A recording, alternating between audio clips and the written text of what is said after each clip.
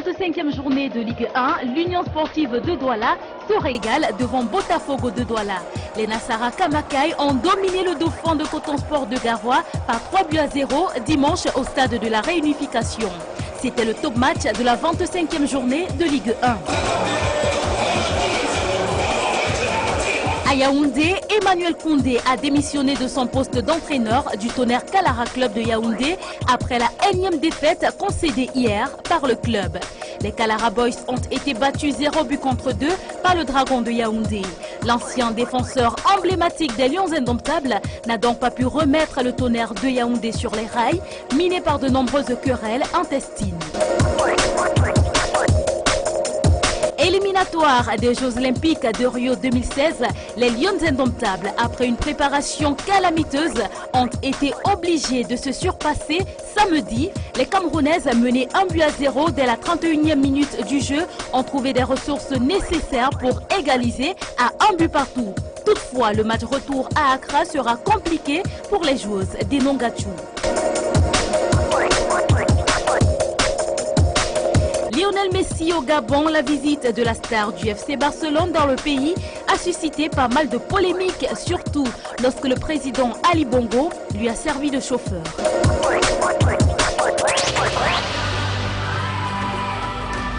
Le petit crochet, le ballon dans la surface de réparation. Oh, Clinton G. J'ai commencé par le Coupe Top. Et après ça, j'étais avec les brasseries depuis 2006. Je suis très fier de suis ici en France parce que c'était mon rêve. Jordan Ferry à la passe, une nouvelle fois, Clinton J qui remporte son duel cette fois-ci face à Benjamin Lecomte. Ceux qui viennent de l'école de foot, j'aimerais qu'eux aussi continuent à travailler et rester concentrés dans ce qu'ils font. Je pense que je les ai donné envie de réussir et je vais toujours continuer à travailler dur. Je laisse beaucoup de courage et beaucoup de réussite dans le foot. L'Académie des brasseries du Cameroun, c'est l'éducation pour le football et l'éducation pour la vie.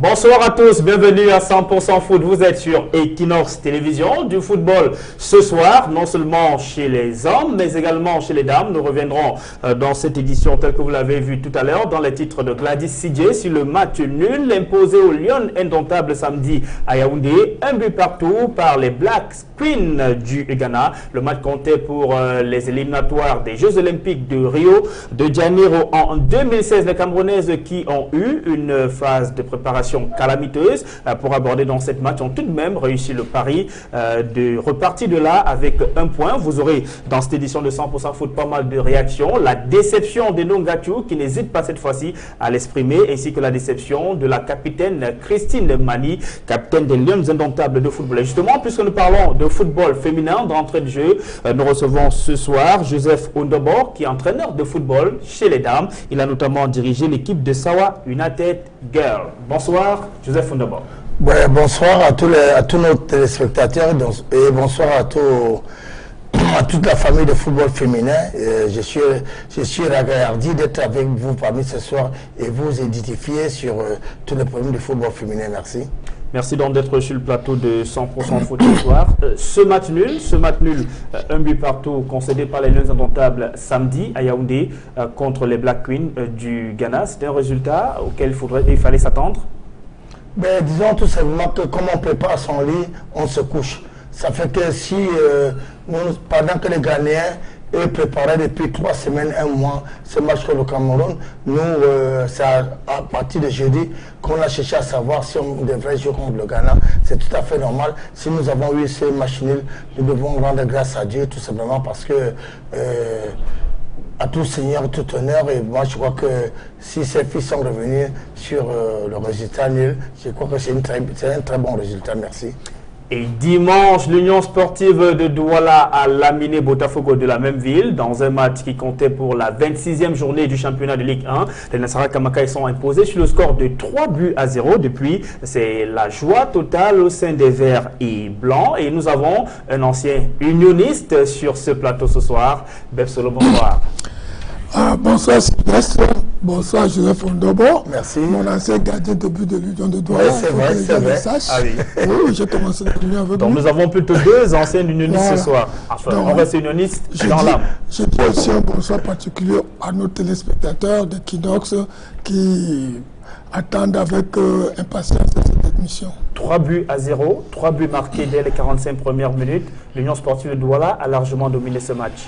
Surtout qu'en ce moment, Botafogo a le vent en poupe. Vous savez, Botafogo a traversé une période avec 9 matchs, je crois, sans défaite. Et quand c'est l'Union qui veut arrêter cette course folle, c'est que l'Union aussi a compris ce qu'il y avait à faire. L'Union a sérieusement préparé le match tactiquement. Je crois que l'Union est au point.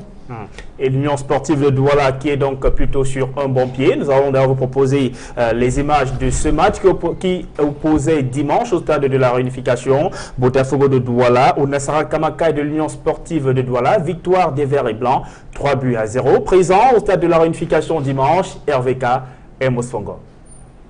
Le top match de la 25e journée du champion de Ligue 1 au stade de réunification de Douala Bepanda. La Ligue de football professionnel du Cameroun a installé ses éléments pour le flonflon habituel.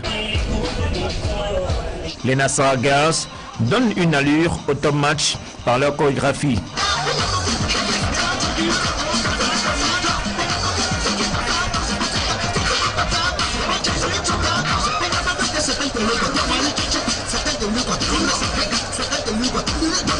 Pour revenir aux choses sérieuses, l'entraîneur de l'Union sportive de Douala, Joseph Diallo-Siwe, seul sur son banc de touche, cherche des solutions après les ratés face à APGS et le TKC à domicile.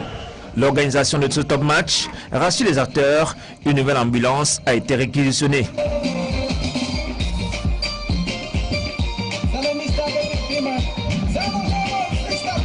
Le top match préoccupe toutes les parties.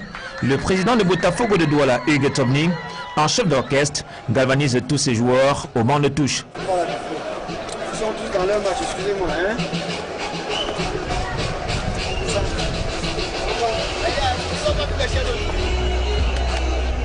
Chez les entraîneurs, à chacun son style.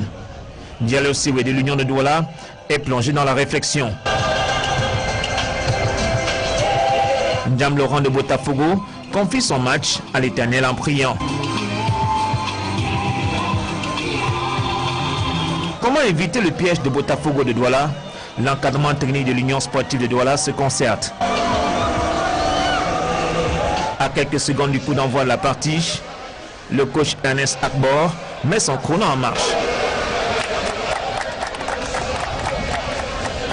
Le coup d'envoi solennel est donné par un membre d'honneur de Botafogo de Douala. Dès l'entame du match, l'Union de Douala veut faire mordre la poussière à Botafogo. Une organisation tactique qui porte ses fruits dès la 15e minute.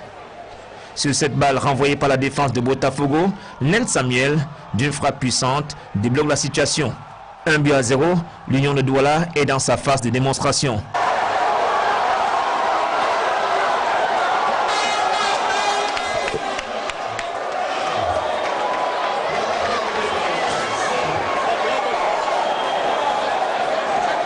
Un jeu déroutant avec précision sur les passes. À la 30e minute, sur un corner de Olofa de Kadir, dans le cafouillage, Len Samuel applique une tête qui finit sa course au fond des filets.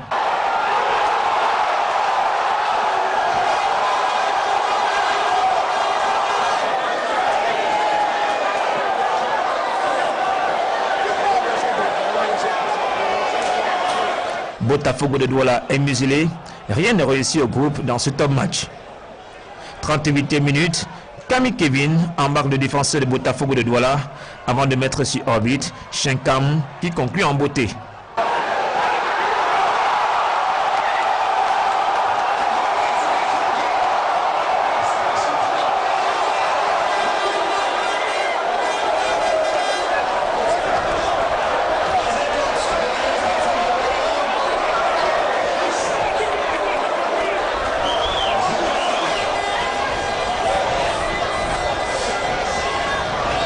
À 0 à la fin de la première manche, la note est salée pour Botafogo de Douala. À la pause, l'artiste d'horreur Taiga fait le show.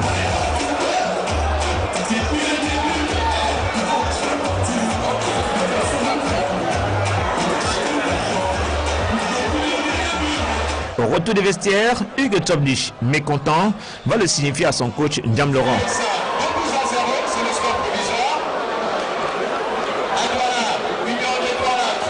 À la seconde manche, Union de Douala se contente de préserver ses acquis. Malgré les remplacements, Botafogo manque de mordant. Le club dominé sur l'heure de jeu. Le président Hugues Topdich dans les tribunes ne reconnaît pas ses hommes. C'est un après-midi noir pour les Rouges et Noirs de Douala.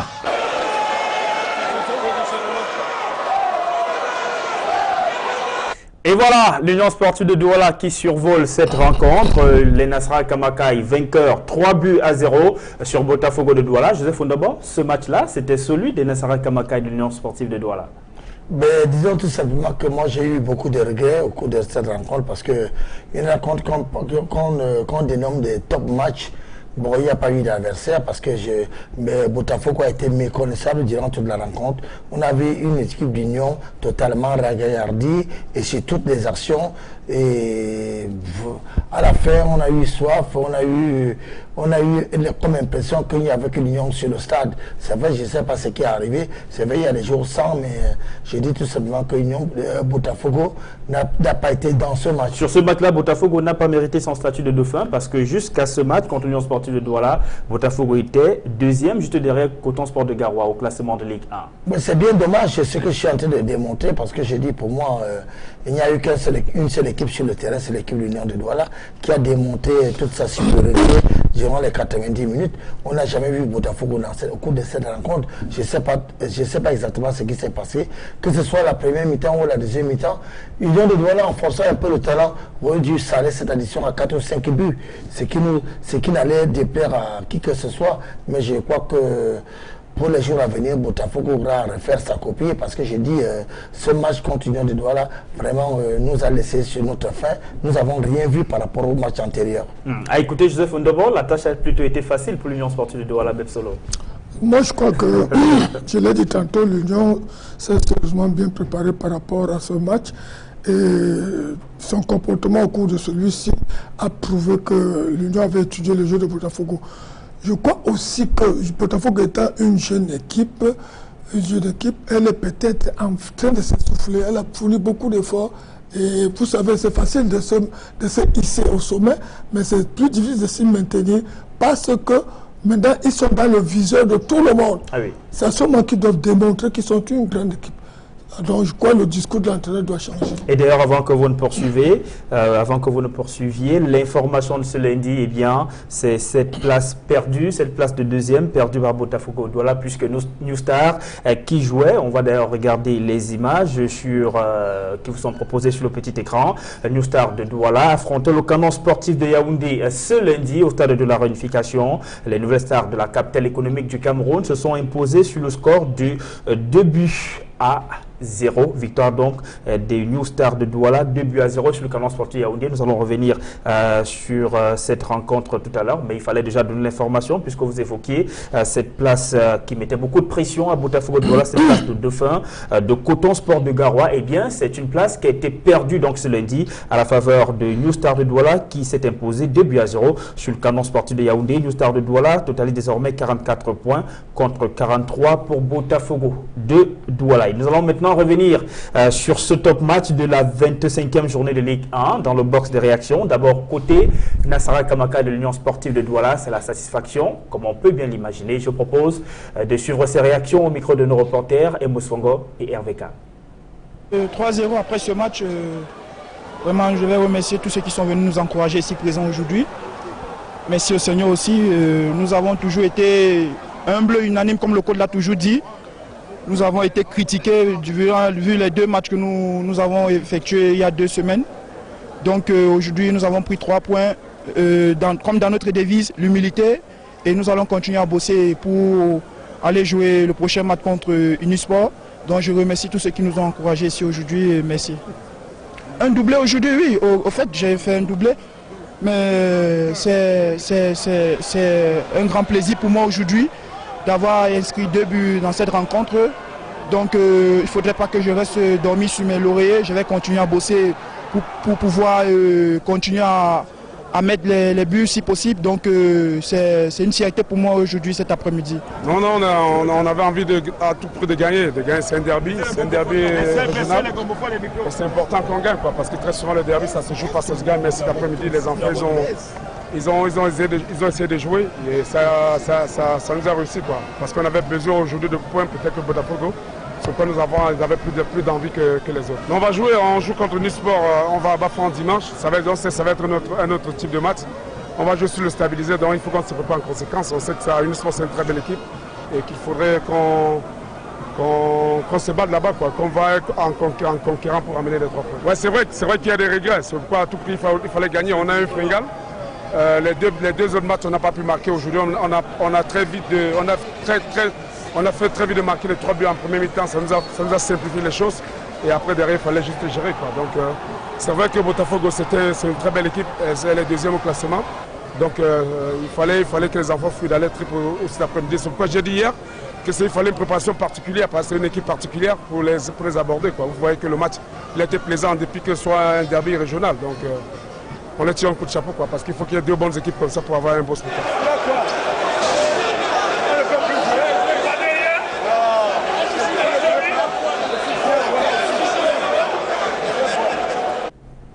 Et la joie de Franck Capi, le président du conseil d'administration de l'Union sportive de Douala, dans les tribunes du stade de la Réunification après la victoire de ses poulains, 3-0 sur Botafogo de Douala. Justement, vous parliez de la pression qui pèse sur les épaules de ce jeune club, Botafogo de Douala, qui joue sa première saison en Ligue 1. Vous allez voir que les acteurs de ce club sont les premiers à reconnaître qu'il y a pas mal de pression, parce que être dauphin de Coton Sport de Garoua devant des clubs tels que l'Union sportive de Douala, les Astres, Lyon Blessé de Fotoni, Bamboutos de Bouddha, la Panthère Sportive du ou encore Unisport du Oncam, ce n'est pas donné et ça met pas mal de pression. Je vous propose d'écouter ces réactions et on revient juste après en plateau. À ce stade de la compétition, il faut grandir et quand on reste jeune, ça va, on paye cash. Aujourd'hui, on n'a pas du tout joué, on n'a rien fait du tout. On n'a pas fourni le football, le spectacle qu'on a l'habitude de fournir. Et c'est comme ça. Et en face, il y a une très belle équipe de l'Union, il faut le dire. Hein. Et c'est ça, on a payé cash. Donc maintenant, je pense qu'on a eu à gagner dans ce championnat. Aujourd'hui, on a perdu. Ce n'est pas la fin du championnat. On va garder la tête haute et puis continuer à bosser. Non, ce n'est pas la première fois dans ce championnat. À Bafouan contre l'homme de ces, j'en ai pris 3. Et je pense que c'est ça. Il faut être grand quand on tombe. Et puis je suis un gardien de but. Il n'y a aucun gardien qui n'encaisse pas dans le monde. On voit les grands gardiens encaisser 4, 5 buts. Bon, aujourd'hui j'ai pris 3 buts. Ça n'enlève rien à mes qualités. Donc maintenant, non. Hugo Niamé reste égal à lui-même. Et j'espère que mon groupe va se relever. On va essayer de bosser, continuer à mener les troupes haut pour qu'on finisse ce championnat dans les bonnes conditions. Parce qu'on a été pas bien du tout. On a été mauvais. Je crois qu'on a vu une très très belle équipe de l'Union qui nous a littéralement dominé cet après-midi.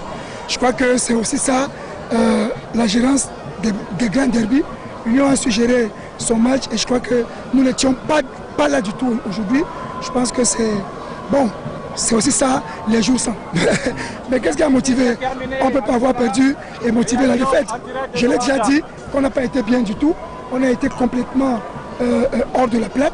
On n'a pas respecté dans l'ensemble ce qu'on a mis en place. Nous, avec les entraîneurs, je pense qu'il faut prendre du recul pour profondément voir ce qui n'a pas donné. Mais je crois que rien n'a littéralement marché. On dit bravo à l'Union qui était très bien cet après-midi. 4 matchs sans victoire. Il y a des périodes comme ça. On a eu 8 avec victoire. Je pense que nous sommes à la mauvaise période. C'est pour ça que je disais qu'il va falloir tranquillement se réasseoir pour, avec profondeur, voir ce qu'il y a lieu de faire et voir exactement pourquoi ce genre de match peut arriver à ce moment donné. Je crois que ce n'est pas le moment parce qu'on est vers la fin du championnat. Quand il manque 9 matchs, produire ce genre de spectacle aujourd'hui, c'est vraiment désolant pour le public qui est venu. On aurait voulu faire plus, mais je pense que c'était totalement hors de la plaque. On va s'asseoir avec Fradia pour voir ce qu'il y a lieu de faire. Ça y est, l'ampoule est grillée là pour Botafogo de Douala. Ce club est-il arrivé à saturation cette saison? Non, moi je crois que je ne peux pas parler de saturation. Moi, j'ai dit simplement que c'est un très bon langage du coach. Il a su analyser et essayer de reconnaître les failles de son équipe. Je crois qu'il a toutes les possibilités de pouvoir repartir. Parce que c'est vrai, tu vois, quand on est sur une grosse euphorie, parce que Botafogo a tutoyé tous les grands de ce championnat, si aujourd'hui qu'il faille tomber face à Union de Douala, je crois que c'est tout à fait logique. Ça permettra aux enfants d'essayer de se remettre en question et puis essayer de revoir le futur d'une très bonne manière. C'est bon, il n'y a pas de souci à ça. À 9 journées de la fin du championnat Ligue 1, est-ce qu'on ne commence pas à se fatiguer? Non, mais c'est pour ça que je parle de la jeunesse. Je parle de la jeunesse, je veux aussi parler de l'effectif. Vous savez, les grandes équipes, c'est celles-là qui ont beaucoup de bons joueurs, peut-être à des postes doublés, et ça permet aux uns et aux autres de récupérer.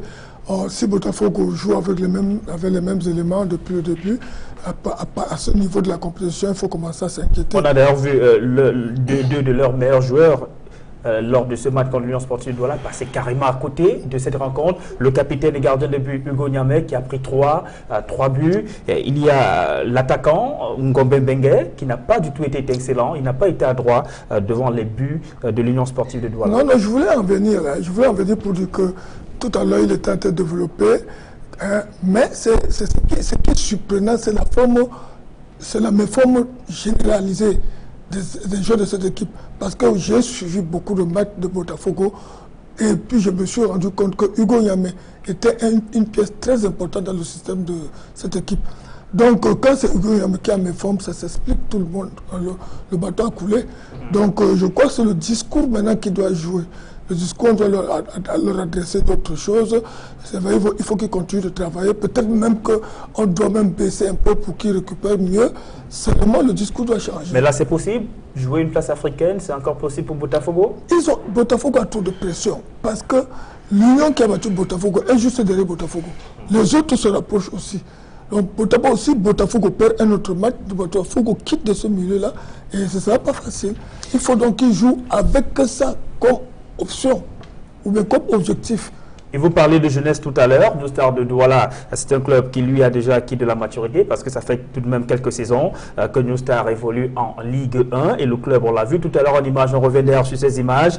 New Star s'est imposé ce lundi 2-0 sur le Canon Sportif de Yaoundé. C'était un match en retard de cette 25e journée du championnat de Ligue 1. Joseph Ndobo, c'est un club que l'on disait vieux, un club qu'on disait ne pas pouvoir jouer les premiers rôles dans ce championnat de Ligue 1. Mais la nouvelle qui tombe ce lundi soir, c'est cette deuxième place désormais occupée par New Star de Douala. Après sa victoire, 2-0 sur le Canon de Yaoundé. Mais vous savez, moi j'ai toujours l'impression de dire que parmi les dirigeants, il y a des bons et des dirigeants moyens et ceux qui se recherchent. Donc ça fait que c'est 3 catégories de dirigeants. Je crois que le président Domke, en constituant cette équipe, a su donner le discours qu'il fallait. Parce que moi, quand le match que j'ai vu livrer New Star cet après-midi, ça a été un match totalement complet. Ça fait que même ceux qui ne sont pas contents de New Star sont tout à fait clairs et pourront dire que New Star a mérité de loin et de long en large cette victoire. Même si le Canon de Yaoundé n'est pas une machine de guerre dans ce championnat? Non, le Canon de Yaoundé a mis sur place un bon système de jeu. Ce système de jeu a été défait par l'entraîneur de New Star à qui il faut donner un grand mérite parce que le Canon est venu jouer en 1-4-4-2 qui s'est renversé en 1-4-5-3. Donc ça fait qu'il était très très défensif. Mais néanmoins, New Star a su garder son ballon et essayer de faire travailler sur les côtés et faire des renversements qui ont donné des buts. Donc je dis qu'aujourd'hui, il faudrait qu'on sache que New Star est un sérieux candidat pour une place africaine. Et je crois, à tout seigneur, tout honneur, moi je crois que compte tenu des recrutements et tout ce qui se fait dans ce club, New Star est en train de vouloir glaner une place africaine. Donc il faudrait faire très très attention à New Star. Et alors que nous parlions de Botafogo de Douala tout à l'heure, comme un bleu en Ligue 1, eh bien, Lyon Blessé de Fortuny en est un également. Lyon Blessé de Fortuny qui a même été leader de ce championnat de Ligue 1 pendant plus de 6 journées avant d'être rattrapé et dominé par Coton Sport de Garoua. Lyon Blessé de Fortuny perd également des points au fil des matchs. Lyon Blessé de Fortuny a été battu dimanche au stade Ngadou Gaston de Guenan de Bafon, 0 but contre 1. Par Bamboutos de Boudaï. Du coup, le club du Onkam s'enfonce dans ce classement alors que l'heure n'est plus à perdre des points. Il faut jouer le premier rôle aujourd'hui si on veut avoir une place africaine, mais carrément, pour ce qui est du maintien, c'est pratiquement fait pour Lyon Blessé de Fortuny. Après 3 rencontres, s'il y a des victoires sur le chemin, eh bien, le maintien, ce sera fait pour Lyon Blessé de Fortuny. Par contre, Bamboutos de Bouda essaie de renouer avec la victoire. D'ailleurs, le club vient d'acquérir un bus flambant neuf pour les joueurs et ça a été salué de fort belle manière avec cette victoire. 1-0 sur Lyon Blessé de Fortuny. Et je vous propose donc les réactions. Côté Bamboutos de Bouda, des réactions recueillies du côté de Bafon par notre correspondant permanent, Andy Gagné. Sortant d'une série de 2 défaites, une à Douala et une à Garoua. Notre but, c'est vrai, ils ont été déçus, mais ils ont toujours été là pour nous supporter. Et voilà, on a répondu, on a prouvé que nous étions des hommes. C'est juste un jeu collectif. Comme on dit, le collectif prime toujours. J'ai été patient. Avec la force du Seigneur Dieu, on a pu réaliser ce qui s'est passé là tout de suite. Surtout sur le plan mental, pour venir contrer un peu Lyon Blessé. Et à partir du moment où j'ai marqué un but, comme je suis très défensif, je suis ultra défenseur, j'ai essayé de conserver ce but, pas en jouant derrière bien sûr, mais en continuant à jouer au ballon. Donc cet après-midi, je suis satisfait, je suis content de mes enfants. Ils ont appliqué à la lettre les consignes, je suis heureux avec eux et avec les supporters de Bamboutos.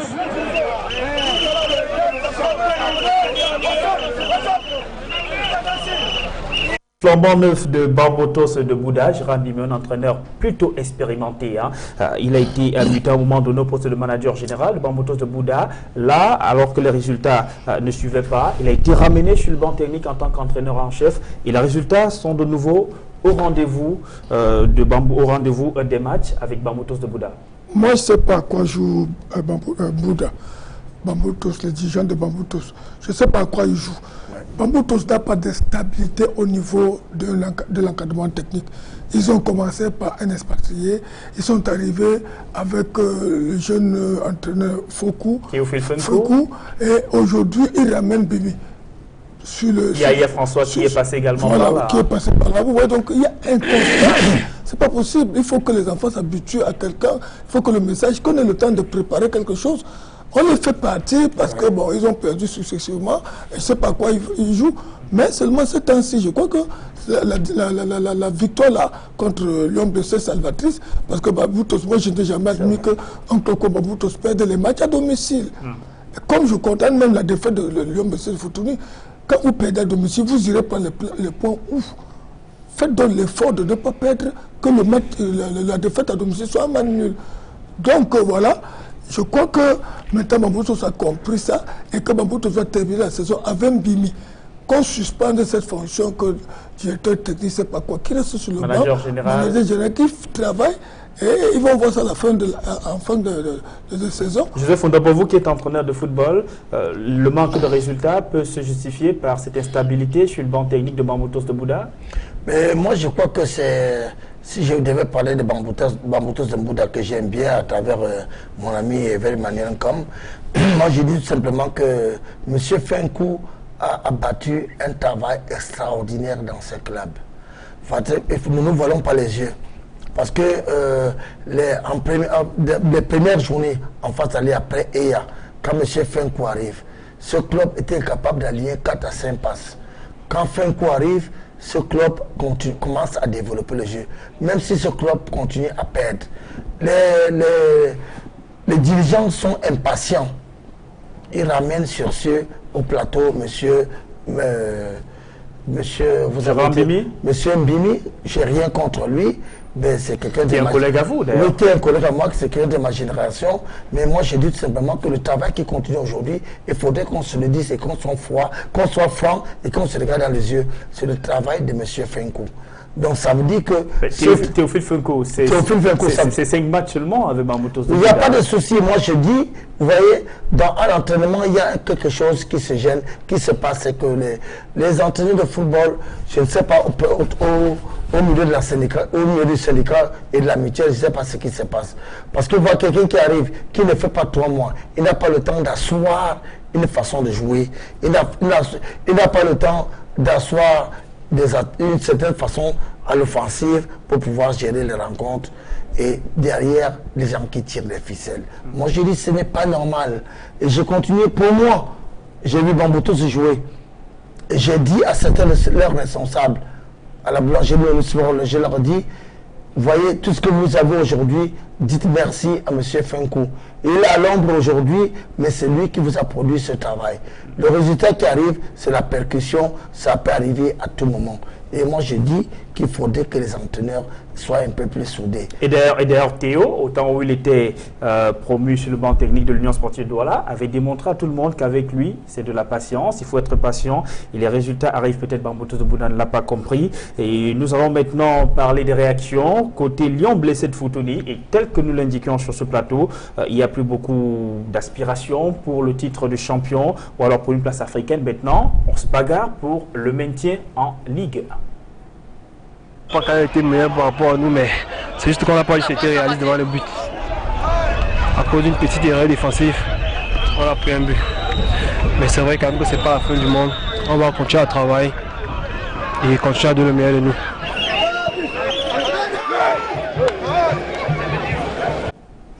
Et voilà, maintenant on va revenir sur les résultats complets de cette 25e journée de Ligue 1.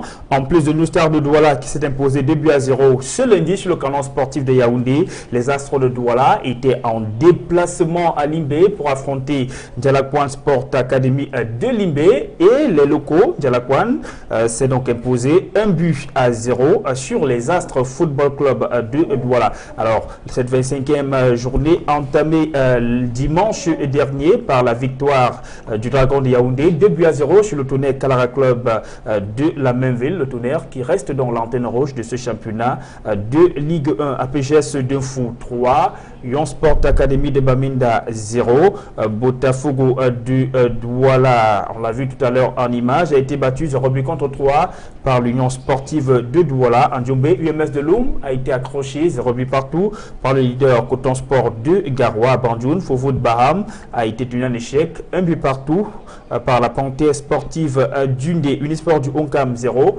Cosmos Football Club du Mbam 0.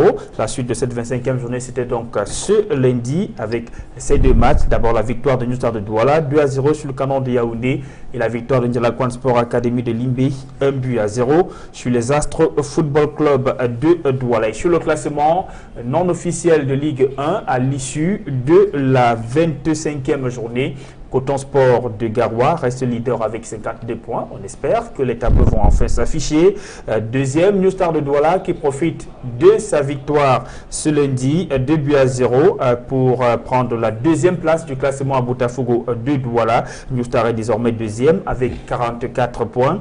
Botafogo 3e, 43 points. 4e, l'Union sportive de Douala, 42 points. L'Union qui veut encore jouer le titre de champion cette saison. 5e, les Astres de Douala, 37 points. Dans le milieu du tableau, Bambutos de Bouddha est 9e avec 34 points. 10e, Léon Blessé de Fotoni, 33 points. 11e, Dragon de Yaoundé, 33 points et dans le bas du tableau. 15e, le canon de Yaoundé, 26 points. 16e, UMS de Loum, 26 points. De la Sport Academy de Limbé avant-dernier avec 24 points. Et la lanterne rouge, le Tonnerre Kalara Club de Yaoundé, seulement à 13 petits points. Joseph Ondabo, cette position au classement du Tonnerre Kalara Club de Yaoundé, la messe est pratiquement dite pour les Kalara Boys qui ont un grand pas, un grand pied dans le gouffre de la Ligue 2. Disons que tout simplement c'est bien dommage pour une équipe comme celle-là qui nous a démontré de très très belles choses durant les 2 dernières rencontres au sein de la réunification de Douala, qu'il faille se retrouver au fond de ce classement. Mais moi je dis, je salue Je salue le courage et l'engouement de l'entraîneur, M. Koundé Emmanuel, qui est un vieux de la vieille. Qui a d'ailleurs déposé sa démission. C'est l'information. Ça n'a pas de souci, mais moi je crois que s'il a déposé sa démission aujourd'hui, c'est tout simplement parce qu'il s'est vu peut-être abandonné à lui-même ou bien délaissé. Parce que là, nous avons vu le jeu fourni contre Botafogo, jeu fourni contre l'Union sportive de Douala, qui a été un jeu bien léché, avec sur pied un très très bon système de jeu qui n'a pas permis aux adversaires de bien évoluer. Moi je crois que c'est ce genre d'encadré sportif dont nous avons besoin pour la continuité de notre championnat. Maintenant, quant à la suite, il faudrait que les gens comprennent qu'au Cameroun, il y a le jeu et il y a l'engouement sportif qui règne. Parce que je crois que nous avons un problème chez nous au Cameroun, c'est que les querelles et les palabres de quartier sont beaucoup plus au devant de la scène par rapport aux résultats. Et c'est bien dommage. Mais que faire? Nous sommes obligés de faire avec. La preuve, le tonnerre en est là pour essayer de nous dédouaner et nous démontrer tout ce dont je suis en train de parler pour comprendre. Bebsolo, cette démission d'Emmanuel Koundé du poste d'entraîneur en chef du Tonnerre Kala Club de Yaoundé, vous la comprenez? Vous comprenez cette décision-là? Non, moi je ne crois pas que Koundé Emmanuel soit l'entraîneur sapeur-pompier. Ce n'est pas sa carrière. Franchement, on doit confier l'équipe à un entraîneur comme Emmanuel Koundé. Il a accepté de prendre cette équipe à ce titre-là. Peut-être parce qu'il voulait donner un coup de main. Mais normalement, les Emmanuel Koundé doivent prendre une équipe, commencer en tout début de saison. Ouais. Hein, imprimer ses marques, préparer les enfants, les faire jouer progressivement. Il ne vient pas à sa propre pompier. Et puis, qui plus est, c'est dans quel milieu? C'est depuis l'année dernière que le Tonnerre nous offre ce triste spectacle. C'est-à-dire que chaque fois, il a fallu que le Tonnerre reste en plein jeu parce qu'on a augmenté le nombre de clubs. Si le Tonnerre ne peut pas vouloir gérer comme il faut son club, qu'ils aillent donc en division inférieure, ils vont donc peut-être là-bas prendre conscience, ils vont travailler pour revenir. Pour l'instant, je crois que c'est trop de fractures dans une communauté comme celle-là de Bougada. Toujours des problèmes. Et les joueurs, ils payent, l'entraîneur, il paye. Vous comprenez un peu? Donc on est fatigué. Si Tonnerre est là-bas, c'est le Tonnerre même qui a voulu. Et donc pour la 26e journée, les combinaisons qui sont également connues, le Canon de Yaoundé sera à la maison pour jouer contre le Dragon. APGS de Fou jouera contre le Tonnerre de Yaoundé. Là encore, ce ne sera pas facile pour les Kalara Boys qui, après 2 défaites, si ils alignent encore 2 défaites d'affilée, la confirmation sera là. Tonnerre jouera cette fois-là en Ligue 2 la saison sportive prochaine. À Douala, les Astres reçoivent Fofou de Baham. Botafogo de Douala joue contre la Panthère sportive Indé à Bamenda. Lyon Sport Academy de Bamenda sera face à Bamoutou Bouddha. Entre autre rencontre, leader Coton Sport de Garoua sera face à Lyon blessé de Fotonil. Des nouvelles du championnat de Ligue 2. D'abord, 2 matchs en retard se sont joués et se sont disputés ce lundi. Des matchs en retard de la 25e journée du championnat. AS et Tomeki s'est imposé 2-0 sur AS Ngok et Tundia. Renaissance de Ngomo 0. Aigle Royal de la Ménois 1. Eding FC, rappelons-le, est exempt de cette 25e journée de Ligue 1 qui a démarré samedi par ce match nul entre la Dynamo de Douala et Feuille de Bandoum, 0 but partout. Et la large victoire de AS Matelo de Douala, 5-0 sur National 2 Bambui. Panthère Sécurité de Garoua 2. Colombe du Dia 1. Scorpion de B 3. Dynamique du Sud-Ouest 1. L'Oracène de Bafoussam a été tenu en échec à domicile, 0 but partout par l'Université de Ngaoundéré, AS Belabo 3, DAC 2001. Et nous allons sortir les calculettes pour jeter un coup d'œil rapidement sur le classement non officiel de ce championnat de Ligue 2 à l'issue de la 25e journée. L'Aigle Royal de la Ménois est leader avec 45 points après sa victoire 1-0 ce lundi sur Renaissance de Ngomo, suivi de Racine Bafoussam, deuxième, 43 points. Eding FC n'est plus leader depuis 2 journées maintenant. Eding à 41 points et est 3e. Feuille de Bandoum est 4e avec 40 points. 5e, AS Matelo de Douala, 39 points. Dans le milieu du tableau, la Dynamo de Douala est 10e avec 32 points. 11e Colombe du Dia, 31 points. 12e Renaissance de Ngomo, 28 points. Dans le bas du tableau, 16e AS Belabo, 20 points. 17e Scorpion de B, 17 points. et Sable Football Club de Bati, on le sait, hein, ce n'est plus qu'un point d'interrogation. Le club a été dissous en début de saison, mais il faut donc déjà dire que Sable de Bati ayant été comptabilisé d'entrée de jeu dans cette saison, 2 clubs, tel que le règlement l'indique, vont accompagner Sable de Bati dans sa chute. Ça veut dire que bon, peut-être on ne va pas encore le dire comme ça, 2 clubs seront relégués la saison sportive prochaine en division régionale. Voilà qui est dit. On va marquer une courte pause. On va revenir juste après sur ce plateau pour revenir sur cette rencontre qui a opposé samedi à Yaoundé les Lions indomptables du Cameroun aux Black Queens du Ghana. Un match qui comptait pour les éliminatoires des Jeux Olympiques de Rio 2016. À tout de suite.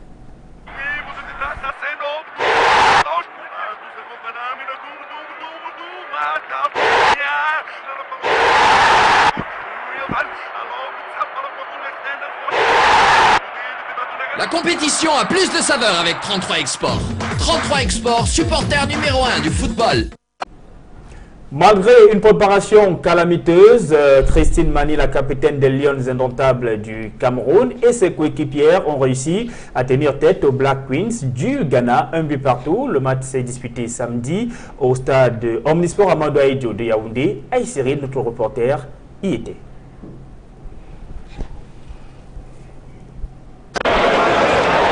Le Ghana n'a pas eu besoin de plus de 30 minutes pour frapper un grand coup dans cette rencontre.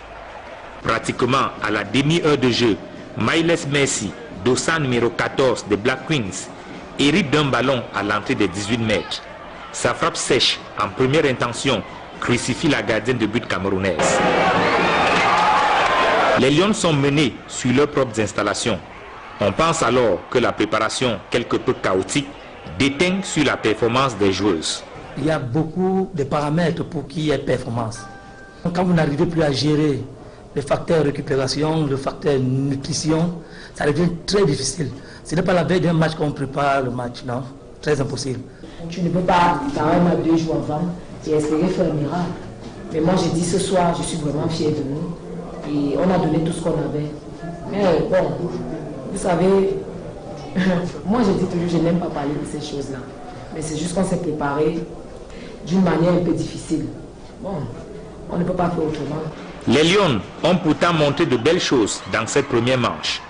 Sur cette frappe à distance, par exemple, la gardienne de but des Black Queens du Ghana est obligée de se détendre pour sauver son équipe. 1-0 en faveur du Ghana. C'est sur ce score que l'arbitre renvoie les deux équipes au vestiaire pour la pause. Les Lions reviennent en seconde manche avec de nouvelles ambitions. 54e minute, soit 9 minutes seulement après la reprise. Mani Christine, en bonne capitaine, exécute magistralement ce coup franc. Agathe Ngani suit le mouvement et effleure légèrement le ballon qui va mourir dans les filets. Cameroun 1, Ghana 1, le public exulte. Il faut féliciter ces enfants. Vraiment, il faut les féliciter parce qu'elles ont tout donné. Et elles ont encore montré un esprit de patriotisme. Elles ont montré beaucoup de détermination. Donc moi je dis bravo aux filles. Le Cameroun s'en tire finalement avec ce score nul, 1 but partout. La préparation du match retour démarre mardi prochain, en espérant que cette fois-là, les Lions entreront véritablement en stage bloqué.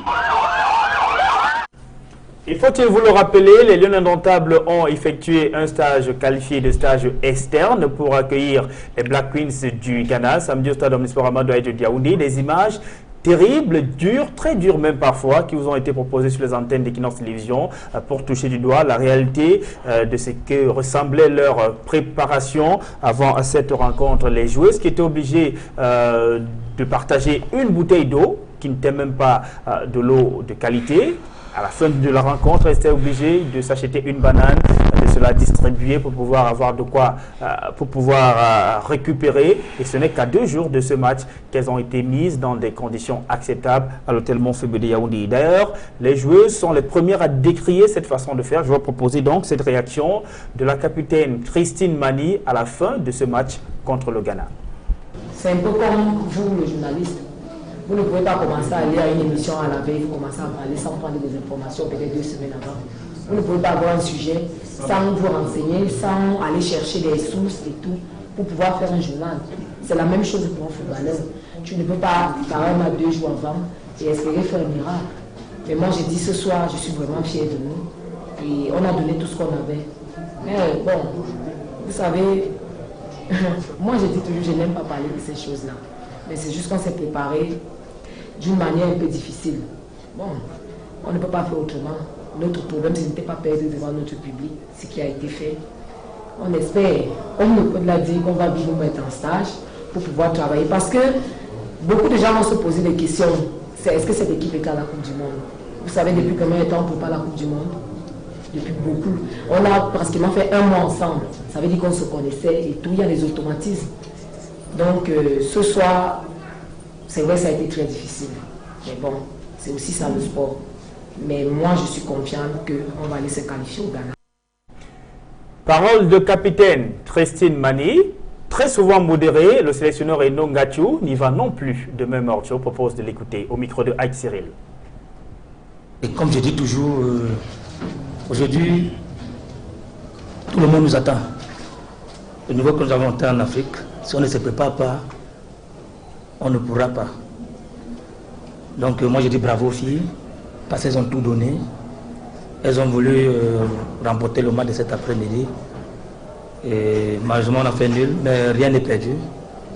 Nous avons préparé ce match tel que nous avons joué aujourd'hui. Si on avait préparé mieux ces matchs, on ne devait pas avoir ces résultats. Donc, je veux prévenir au niveau de la préparation parce que tout le monde a vu. N'oubliez pas qu'il y a beaucoup de paramètres pour qu'il y ait performance. Et dès la préparation, quand vous n'arrivez plus à gérer le facteur récupération, le facteur nutrition, ça devient très difficile. Ce n'est pas la veille d'un match qu'on prépare le match, non, très impossible. À la veille d'un match, j'ai juste les acquis. Si on prépare encore à la veille, ça sera difficile pour nous. Mais je pense que si les filles peuvent être ensemble dès mardi et que toutes les conditions sont réunies, je fais confiance aux autorités encore une fois de plus. On espère qu'ils vont nous mettre rapidement en stage. Mais néanmoins, je dis c'est un peu ça, c'est les paramètres d'une préparation. Je ne vais pas entrer dans les détails, mais je dis qu'il faut que le groupe soit ensemble sur une équipe nationale. Et si le groupe est ensemble, je crois que on a tout donc pour pouvoir faire un bon résultat du côté d'Accra. Déjà, tel que nous avons élaboré le programme pour le match retour, on doit reprendre mardi. On espère qu'on va entrer en stage. C'est ça la préparation, c'est d'abord ça. Il n'a que son sourire pour exprimer sa déception, Eno Ngachu. Joseph Odobo, vous qui travaillez dans le football féminin, vous êtes sans voix après avoir écouté tout ceci. Ben, c'est vrai, je le suis avec beaucoup d'amertume, peut-être avec un peu de sourire, tout simplement parce qu'on a pu arracher le point du match nul, mais je dis que c'est désolant. Désolant tout simplement parce que nous sommes fatigués sur des plateaux de télévision de décrire les mêmes choses au jour le jour. Nous serons, c'est-à-dire que nous serons nous transcender par rapport à ces situations. Moi je dis c'est tout à fait inconcevable qu'il faille revenir aujourd'hui sur des carences d'impréparation. Qu'est-ce que vous voulez qu'on vous dise? Moi, je suis tout simplement déçu. Une équipe qui doit jouer un match qualificatif, qui doit rentrer en stage le jeudi, disons même le vendredi matin, pour jouer le samedi. Et à peine vous êtes en stage le samedi matin, on vous dit en allant au stade, portez votre valise sur la tête, parce que dès que le match finit, vous ne revenez pas au même hôtel. Moi, je dis c'est pas normal. Et moi, je dis, on va continuer à couvrir tout ça jusqu'à quand?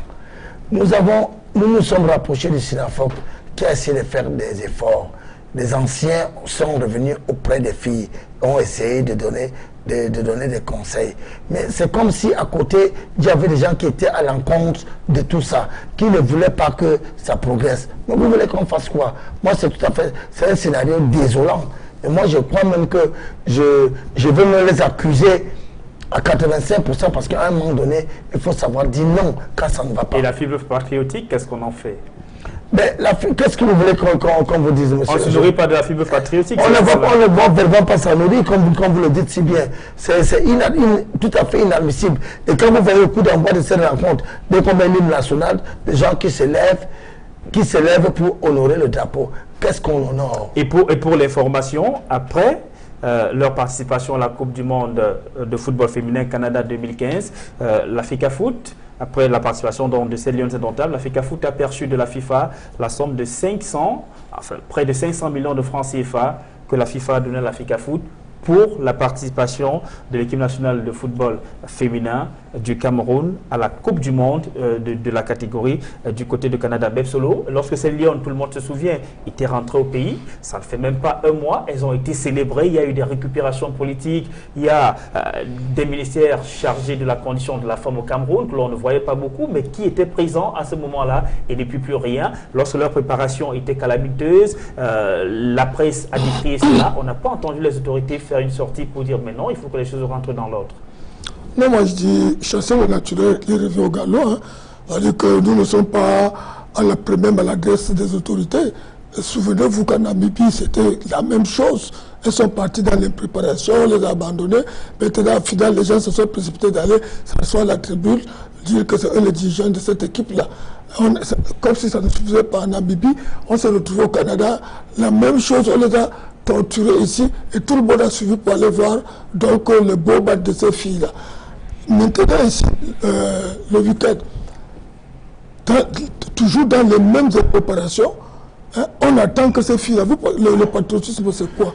Le patriotisme c'est l'élément qui vient booster les joueurs parce que tout est réuni, c'est-à-dire que bonne préparation, bonne récupération, hein, bon suivi médical.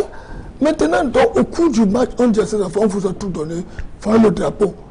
Mais on leur demande toujours le drapeau, alors qu'on s'aborde sans... C'est quand même curieux, pour un stage sur place à Yaoundé, il y a 500 millions de francs CFA dans la caisse, même si c'est un mois de stage, ça ne prendrait pas 100 millions de francs CFA même. C'est leur argent.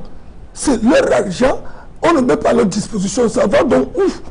Si cet argent ne sert pas à la préparation d'un match aux filles, c'est aller ouf. Voilà autant de questions qu'il faut se poser. On ne peut pas être irresponsable jusqu'à ce niveau. Je vais l'évoquer pourquoi? Parce que ça fait pas un mois que l'argent est tombé. Mais c'est aller où? En tout cas, le dépit qui caractérise le coach Enongachu fait dire à pas mal de fans de football qui aiment bien cette sélection féminine de football du Cameroun qu'Enongachu n'est pas très loin de jeter l'éponge. En tout cas, l'entraîneur camerounais a été interrogé sur la question. Il n'exclut pas totalement cette hypothèse-là, mais il pense que pour l'instant, il faut se concentrer sur le match contre le Ghana. Je propose de l'écouter une nouvelle fois au micro de Aïk Cyril. Je crois d'abord que mon rôle, ce n'est pas de décevoir les Camerounais. Sinon, notre rôle, je crois aussi que si j'ai un esprit d'effectif devant mes joueuses, ça serait une catastrophe. Donc pour le moment, l'aventure continue, on va tirer des leçons, donc on va s'arrêter à ce niveau. Donc parce que là, on prépare le match de tour. Après, on pourra tirer des leçons. Après, on pourra tirer des leçons. Ça veut dire ce que ça veut dire. Joseph Ndabo. Oui, mais moi je crois tout simplement qu'il va falloir que M. Enongachu joue à un franc jeu. Parce que c'est vrai, c'est au cadre de la jeunesse des sports, Et donc fonctionnaire. Et donc fonctionnaire. Mais quand ça ne va pas, il faudrait qu'il puisse dire honnêtement à tous les Camerounais que ça ne va pas. Parce qu'il y a belle lurette, ce monsieur a pris sur lui l'évolution de cette équipe. Moi, je crois que c'est tout à fait anormal. Une grande partie du stage, d'ailleurs, avant de s'envoler pour la Coupe du Monde au Canada, a été financée par lui. Par lui-même, Enongachu, c'est lui qui paye le taxi à ses filles. Et moi, je dis, c'est une équipe nationale. L'équipe nationale du Cameroun n'appartient pas à M. Enongachu. Il faudrait donc que les gens qui doivent émarger auprès de cette équipe, qui fassent quelque chose pour que cette équipe rayonne. Moi, c'est tout mon problème parce qu'il est anormal qu'on dise qu'une équipe nationale se retrouve en stage externe. Ça n'existe nulle part dans le monde, sinon au Cameroun. Pourquoi vous voulez qu'on le diffuse dans les antennes, qu'une équipe nationale d'un pays se regroupe en stage externe en phase éliminatoire qualificative? Vous qui êtes entraîneur de football, c'est quoi cette formule-là des stages externes pour une sélection qui prépare un match aussi important? Il n'en est pas une, ce n'est pas une formule. Quand on sait que le sportif M. Beb Solo, qui a été mon coéquipier dans l'Union, ne saurait me démentir. Vous savez que pour le sportif, il y a plus d'une tentation autour des athlètes. Donc, la préparation, c'est quoi? Il faudrait que les gens, après une séance d'entraînement, qui se retrouvent ensemble et qui puissent se nourrir d'une manière sportive. Parce que vous voyez, nous avons vu des images malheureuses la dernière fois, où une joueuse est avec une tranche d'ananas, une autre avec une banane, une autre avec un bout de pain, une autre avec un bout de avec un morceau de saucisse. M'attendez, moi, monsieur le journaliste, où allons-nous dans toute cette histoire? Il faudrait qu'on essaie de se poser des questions. Moi, je dis que c'est des images désolantes.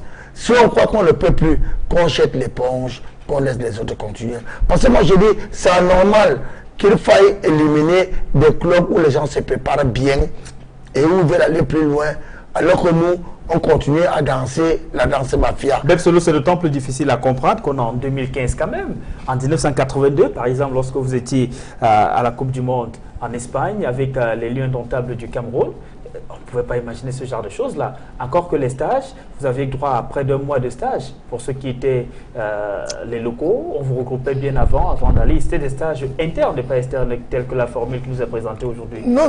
Moi, je crois que c'est un concept typiquement camerounais, des gens qui n'ont même plus honte de parler, oser même avouer un stage externe. Ce mot-là, je le comprends pas. Stage externe, ça veut dire que quoi? Un stage de regroupement, comme il a dit tantôt, le regroupement, on prend les gens, on les interne. Il n'y a pas un stage externe où chacun peut déambuler, venir quand il veut. Et Nongatu l'a d'ailleurs dit, il est difficile de contrôler leur alimentation, de contrôler ce qu'elles font après les entraînements. C'est ça, c'est ça. C'est vrai, elles sont exposées, il a dit tantôt, elles sont exposées, et puis reconnaissant quand même que c'est des femmes. Elles sont exposées de manière à ce que quand on regroupe celles-là, il faut qu'on les isole de manière à les exploiter d'une manière optimale. Voilà, moi je ne comprends pas ce concept de stage externe. Que les filles sont à leur domicile. Qu'est-ce qu'on évite à ce moment-là? Les dépenses? Mais c'est les dépenses, comme s'il n'y a rien. Et on l'a dit tantôt, 500 millions sont dans la caisse. Et on les punit comme ça, moi je ne comprends pratiquement plus rien. Il ne faut même pas que le public le sache même. Que les filles ont été comme ça. Ils ont poussé le ridicule jusqu'à créer ce concept de stage externe. Ce n'est pas normal. Eh bien, personne ne comprend l'Africa Foot en ce moment. En tout cas, les différents acteurs impliqués dans le processus électoral en cours, également en arrêt dans le football camerounais. Est-ce que cela peut expliquer le cambriolage qui a été perpétré à l'immeuble siège de l'Africa Foot à Tinga la nuit de dimanche à celle de ce lundi? On ne le sait pas encore. Une enquête a été ouverte. En tout cas, nos équipes s'y sont rendues ce lundi pour constater les faits. Je propose ce reportage de Aïe Cyril à Yaoundé. Non, ça nous parle de choses là, je ne veux pas. J'ai dit je ne veux pas. Difficile d'accéder ni de faire quelques images au siège de la Fédération camerounaise de football ce matin. Qu'est-ce qu'il y a? Pourquoi vous filmez sans demander l'autorisation? Effacez d'abord, vous recommencez à filmer le bâtiment. Effacez, vous recommencez. Pendant que les caméras sont tenues à l'écart, des éléments de la police et de la gendarmerie sont à l'intérieur du bâtiment. Ils procèdent à l'évaluation des dégâts après le cambriolage perpétré au cabinet du président du comité de normalisation. Non, ça nous parle de choses là, je ne veux pas. J'ai dit je ne veux pas. Je ne vous ai jamais rien refusé, je ne veux pas. Difficile pour l'instant de se prononcer avec exactitude sur les circonstances de ce cambriolage. D'autant que ni le portail, ni la porte centrale, ni toutes les autres voies qui mènent au cabinet du président du comité de normalisation n'ont été défoncées. Les vigiles qui ont passé la nuit au siège de l'Africa Foot ont été conduits à la gendarmerie pour des besoins d'enquête. Mais déjà, des langues se délient pour évoquer une complicité interne. Il y a quelques jours, des employés de l'Africa Foot se sont insurgés contre la répartition des retombées de la Coupe du Monde. Le président du comité de normalisation était notamment accusé d'avoir satisfait plusieurs de ses proches. D'aucuns pensent alors que ses proches seraient à l'origine de ce cambriolage dans le but de faire disparaître des pièces comptables. Et voilà la réalité du côté de l'immeuble siège de l'Africa Foot à Yaoundé. Tinga, Joseph Fundabo. Ben, disons que c'est tout simplement un élément assez rigolo. C'est vrai, on a beau avoir le sourire aux lèvres, mais il ne nous fait pas sourire du tout. Du tout. Parce que quand on se rend compte qu'il y a cambriolage, rien n'est cassé. Les gardiens qui sont en place, en service, qui sont payés, disent n'avoir rien vu. Je ne sais pas à quoi on va s'en tenir. Bon, est-ce que les espèces ont été soustraites? On ne nous en dit pas plus. Juste la paperasse. Cette paperasse. Il y a les documents liés à la comptabilité. Nous sommes d'accord, les documents liés à la comptabilité. Tout le monde sait comment est gérée la FECAFOOT. Donc aujourd'hui, il ne faudra pas qu'on nous fasse rêver. Nous avons besoin de faire jouer notre football. Au littoral, rien ne se joue. Dans plusieurs autres départements, rien ne se joue. Il ne faudrait pas on n'a pas besoin d'être distrait par ce genre d'éléments. Moi, je continue à dire je le dis haut et fort que nous avons besoin de jouer. Qu'on essaie de nous laisser dans toutes ces situations. Parce que je crois que les pièces comptables devraient être gardées vers le trésorier ou bien l'expert comptable. Ce n'est pas chez le président de la normalisation. Je crois que quand il faut faire des dépenses, ces dépenses sont faites par l'écrit et sont laissées au niveau de la comptabilité. Donc aujourd'hui, je ne sais pas à quoi ça peut. C'est vrai que nous avons un peu de la peine à le savoir, mais est-ce que vraiment c'est l'élément essentiel? Bebsolo, Joseph Owona et les autres membres du comité de normalisation de la FECAFOOT déchantent-ils aujourd'hui? Je pose la question parce que même des factions que l'on croyait proches à ce comité de normalisation se sont carrément retenues aujourd'hui contre la façon de gérer de Joseph Owona et de ses pairs. On accuse les membres du comité de normalisation de tirer les ficelles, de tout faire pour rester en place et donc de continuer à gérer cette fédération camerounaise de football alors qu'ils n'ont qu'un mandat transitoire. Moi, je crois que le comité de normalisation est en fin de parcours. Malgré toutes les astuces, c'est fini. Ils ont beau faire maintenant, ils sont lâchés. Je vais appeler ceci. Vous savez qu'il y a des enquêtes en cours dans les différentes juridictions qui interpellent les responsables de la FECAFOOT actuelle. Qu'un coup de vol ait eu lieu, ce n'est pas la première fois. Hein? Depuis qu'il est là, c'est le deuxième coup de vol. Hein, du cambriolage là-bas, c'est-à-dire qu'on ne comprend rien. Il n'y a pas d'infraction, il n'y a rien de rien. On dit qu'on a volé. On a volé quoi? On a en train de dissimuler les preuves. Parce que ça, ils seront interpellés, ils ne vont pas partir de là comme ça. Donc c'est les preuves-là qui dissimulent. Ils savent que les carreaux sont cuits pour eux. C'est pour cette raison donc que tous ceux qui étaient avec eux, qui pensaient qu'ils devaient travailler en leur faveur, se retirent parce qu'ils se sont rendus compte que cette situation les intéresse pour nous, le football camerounais, et être toujours là comme sapeur-pompier. Donc voilà, moi personnellement rien ne me surprend. Comme j'ai dit avant, nous sommes patients, ils mettront le temps qu'ils mettront, mais ils partiront. Mais cette fois-ci de la plus mauvaise manière. C'est évident qu'ils partiront. Bon, maintenant vous pensez que ce sera de la plus mauvaise manière. Ça, on verra bien la suite des événements. La FECAFOOT, on marque une autre courte pause et on revient pour parler de la Fédération internationale de football association, la FIFA, avec Sepp Blatter qui a pratiquement été agressé ce lundi lors d'une conférence de presse qu'il donnait. A tout de suite.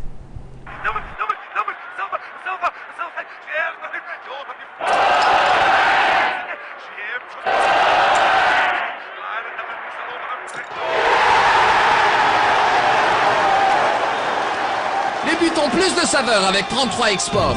33 Export, supporter numéro 1 du football. FIFA, une conférence de presse de Sepp Blatter a été interrompue ce lundi par l'humoriste britannique Simon Brodkin, alias Lionelson, qui a fait irruption dans la salle avant de lancer de faux billets sur Sepp Blatter. Le président de la FIFA a attendu donc que le calme revienne dans la salle pour annoncer que le nouveau président de la FIFA sera élu le 26 février 2016. On a enfin une date.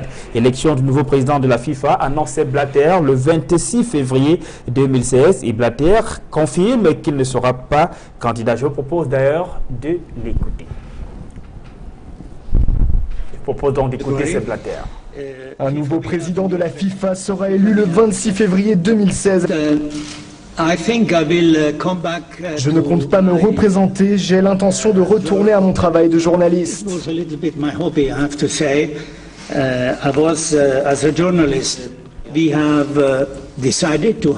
Ce groupe sera présidé par une personnalité indépendante, une équipe de 10 joueurs guidée par un entraîneur chargé de proposer des réformes au comité exécutif en septembre. Les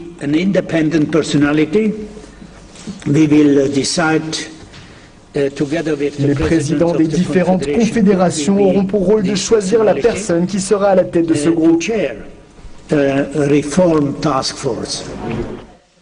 L'humoriste britannique Beb Solo, profil bas pour celui qui était alors le tout-puissant président de la FIFA. Sepp Blatter n'est plus que l'image aujourd'hui du scandale qui domine cette Fédération internationale de football association. Une conférence de presse interrompue par un humoriste qui balance des faux billets sur la face de Sepp Blatter.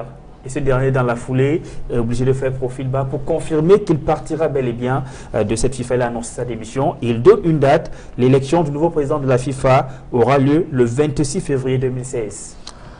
Avant l'humoriste, vous vous souvenez que son rival, la dernière élection... le prince jordanien. Oui, elle l'avait interpellé. Dernièrement, il lui demandait de déposer les armes, de libérer ce poste-là. Déjà, vous comprenez que toutes les aspirations, tout le monde en a marre, au point où vous voyez donc quelqu'un comme ça, au cours d'une grande conférence de presse, venir balancer des faux billets sur une personnalité qui, il y a quelques jours, était l'une des personnalités les plus célèbres de la planète. Vous comprenez donc que c'est le comble du ridicule. Et comme on dit, je crois que le départ de cette partie va créer beaucoup de situations. Comment on fait son lit, on se couche. On se couche. Je vous ai vu en train d'aborder cette maxime africaine. Oui, c'est vrai. Donc il ne paye que ce qu'il a provoqué, ce qu'il a voulu que ça arrive dans le football mondial aujourd'hui. Voilà les conséquences. Sepp Blatter, cette image-là, avec des faux billets que l'on lui balance sur la figure, impensable il y a quelques années encore, hein, Joseph d'abord. Moi je dis, c'est une très forte moralité. Parce que quand vous éloignez un peu votre pensée, c'est pour dire, c'est-à-dire qu'elle interpelle plus d'un chacun. Vous avez vu dans le contexte camerounais, certains de vos confrères, je profite de l'occasion aujourd'hui pour interpeller, qui ont bafoué notre milieu sportif parce qu'ils avaient des perdièmes par-ci, par-là et ont dû communier d'une manière exhaustive pour pouvoir tuer ce football. Vous voyez, c'est aujourd'hui pour dire que Sepp Blatter, qui est un journaliste, qui aujourd'hui veut revenir à ses anciens amours, maintenant demande à ses frères de lui donner cette possibilité d'être avec eux pour pouvoir rebondir. Moi, ça veut dire quoi? Ça veut dire que quand on sert le football, on reste dans le football. Il ne faudrait pas qu'on accepte de prendre des pots de vin par-ci, par-là. Parce que pour moi, c'est bien beau. À certains plateaux, je l'ai décrié parce qu'il y en a qui aiment beaucoup parler des exemples européens. Moi, je dis que nous sommes à la camerounaise. Voilà notre fédération qui est à terre, qui est traînée dans la boue. Tout simplement parce que certains des journalistes sont restés bloqués parce qu'ils ne pouvaient pas dire la réalité là où il faudrait qu'ils disent cette réalité. Heureusement qu'il y a Equinox Télévision. Non, vous voulez dire. Je suis d'accord avec vous. Je suis totalement d'accord avec vous parce que vous n'avez pas communié à ce marécage. Et moi, je dis qu'aujourd'hui, la vérité, parce que un de nos petits chanteurs l'a si bien dit, vous pouvez cacher la lumière du soleil, mais ce ne sera pas pour aussi longtemps que cela. Aujourd'hui, les choses sont en train de s'éclaircir. Vous avez donc vu qu'aujourd'hui, vous qui avez bien fait votre travail, vous êtes tranquille. Vous pouvez appeler qui vous voulez sur votre plateau parce que vous êtes libre dans votre conscience, parce que tout ce qui va être dit sera totalement bien énoncé. Et c'est de ça qu'il s'agit pour le football, pour la FIFA Association. Sepp Blatter est rentré dans des choses compliquées. C'est l'un des messieurs qui ont gêné le football africain. Il a beau nous donner des possibilités, mais à travers les possibilités qu'il nous a données, mais il ne nous a pas donné la possibilité de rebondir. Vous êtes bien l'un des rares acteurs de football à l'affirmer. Hein. La plupart de vos confrères. Moi, je continue à le dire. Je le dis à haute intelligence. Sous l'air Blatter. Je le dis à haute intelligence.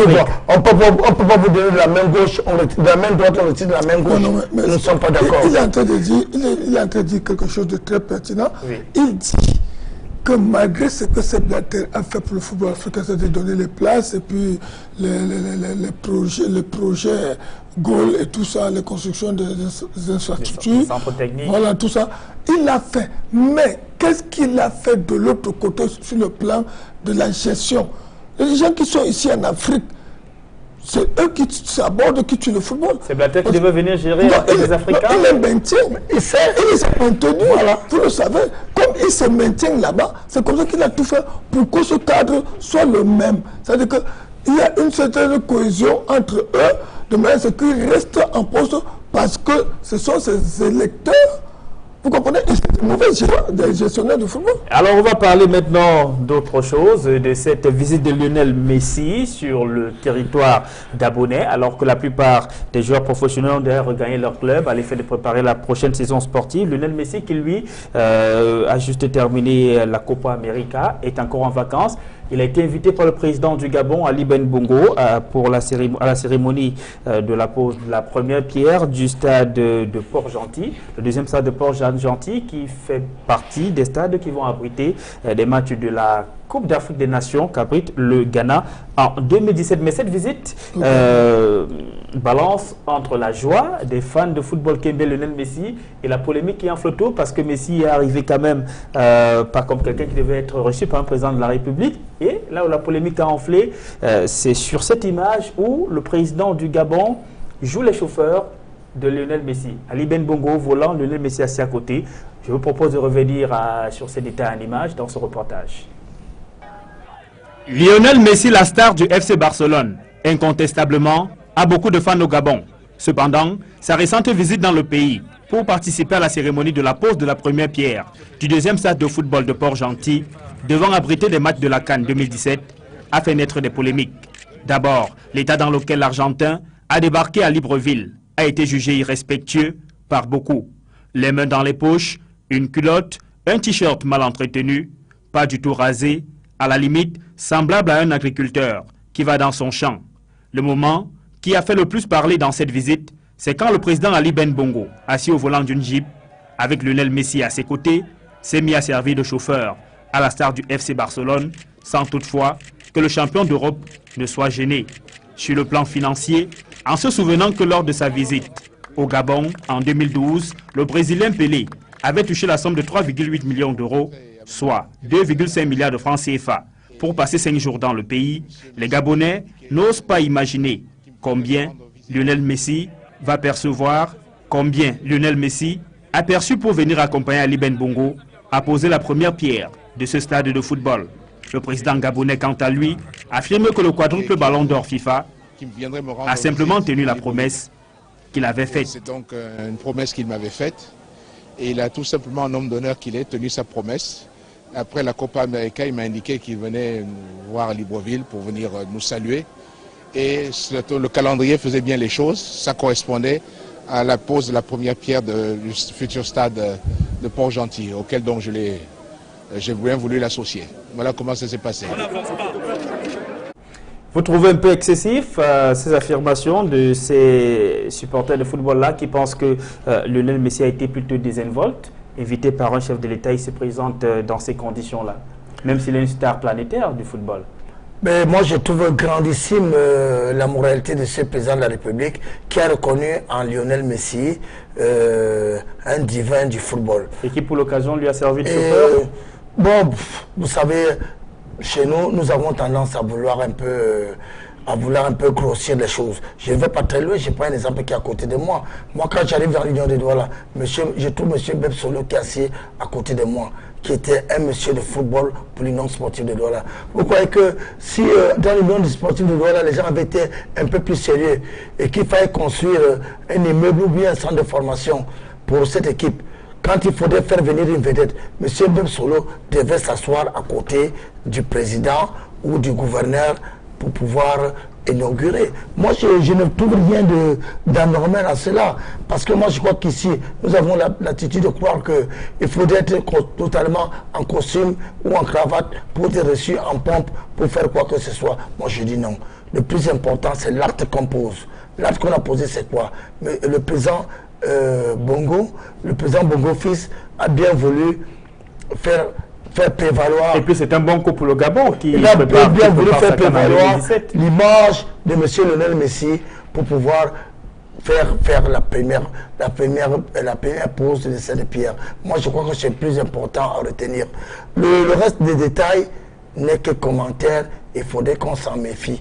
Parce que c'est tout cela qui nous met en difficulté aujourd'hui. Parce que nous ne voulons pas respecter les gloires et nos anciennes gloires. C'est ça qui fait la difficulté dans notre pays. D'accord. Et puis il faut dire que le président Bongo a l'habitude, hein, parce que Xavier Hernandez était également arrivé au Gabon, il lui a servi de chauffeur. Il fait quelques fois. Même son compatriote Samuel Eto'o, donc pour lui, ce n'est pas un problème de complexe. Il le fait pour la plupart de ses invités qu'il estime bien. Bebsolo. Mais au-delà de la polémique, le caractère sportif, cette visite de Lionel Messi va donner un appui précieux à cette Coupe d'Afrique des Nations que s'apprête à organiser le Gabon. Je crois que le président de la République, d'abord, ce n'est pas quelqu'un qui décide seul. Il a un staff, il a entouré. Et je ne voudrais pas qu'on juge avec légèreté son acte ou bien sa prise de position. Vous comprenez, il y a un protocole d'État qui devait même interdire au président d'être chauffeur de tel ou tel. Mais il est arrivé à braver tout ça, de manière que M. n'est pas le premier, hein, pour qui il s'assoit à côté avec le volant à la main pour conduire. Non, moi je crois que s'il a fait venir le Messi, c'est aussi pour la jeunesse. Vous comprenez, on ne va pas passer toute une vie. Parce que les pays comme le Gabon, le Cameroun, c'est des pays qui sont régulièrement en difficulté.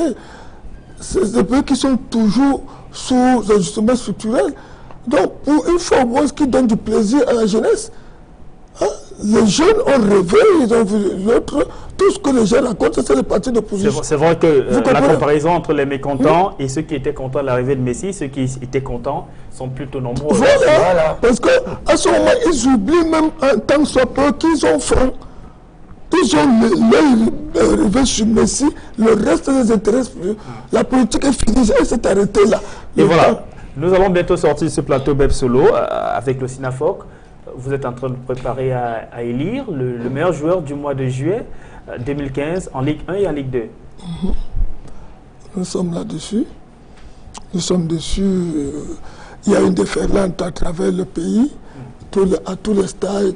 La commission est déployée. Oui, il y a du monde. Et puis moi, je joue le rôle de voltigeur. Je peux partir d'ici pour aller voir comment tel travaille là-bas, ainsi de suite, m'assurer que ça se passe très bien. Et franchement, ça se passe très bien. Et donc, on va vous dire merci d'être venu ce soir sur le plateau de 100% Foot. Non, c'est moi plutôt. Hein, c'est un devoir. Les téléspectateurs attendent qu'on leur donne des informations, qu'on les éclaire. Et voilà, nous sommes dispo. Merci également à vous, Joseph Fundobo, d'être venu sur le plateau de 100% Foot ce soir, en espérant que les lunes indomptables pour leur match retour soient mises dans de meilleures conditions de préparation. Oui, nous sommes sur la même voie. Moi, je profite de votre plateau. Vous savez, au littoral, le football ne se joue pas, malgré toutes les interventions qui sont faites par les anciens footballeurs de la Sinafoc.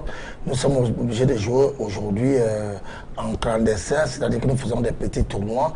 Je profite de l'occasion. Des matchs amicaux. Allez, faire préparer la saison qui ne démarre jamais. Qui ne démarre jamais. Et ça fait que, bon, là aujourd'hui, je profite de l'occasion que vous me donnez pour remercier nos mécènes.